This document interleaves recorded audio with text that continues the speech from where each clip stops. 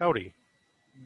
Good job on your response. This stuff is really tricky and hard to get used to and hard to think through, and I hope that we can both figure this stuff out in the upcoming weeks.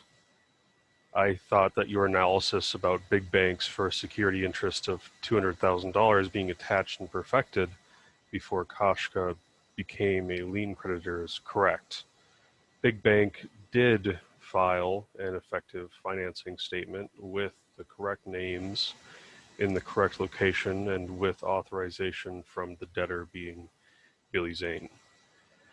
Big Bank also attached their security interest by having an authorized security agreement giving value by making the loan, and with Billy Zane presumably having rights in the collateral.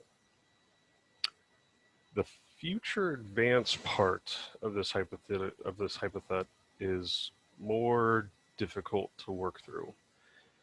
I think the point you raise about value not being given for the future advance is an interesting stance.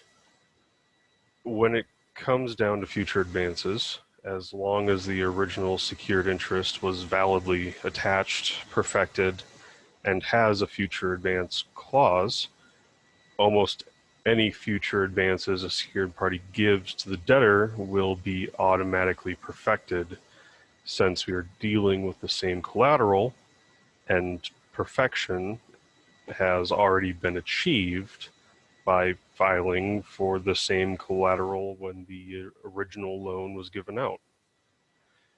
Just because Big Bank does not give out a loan until after Kashka becomes a lien creditor does not mean that her claim has a higher priority than Big Bank's future advance.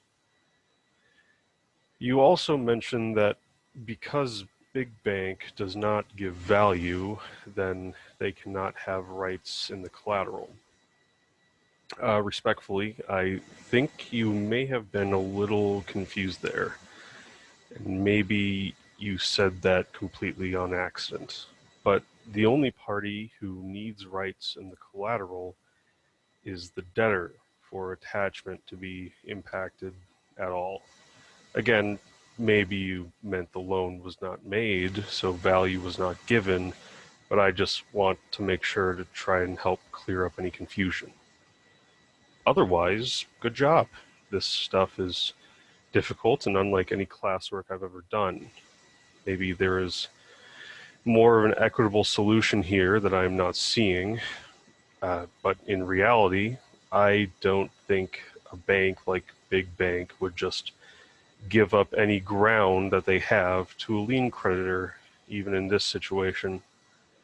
It just seems unlikely that there's any way for the bank to be paid back and for Kashka to have her entire judgment fulfilled. There simply does not seem to be enough money going around to make everybody happy.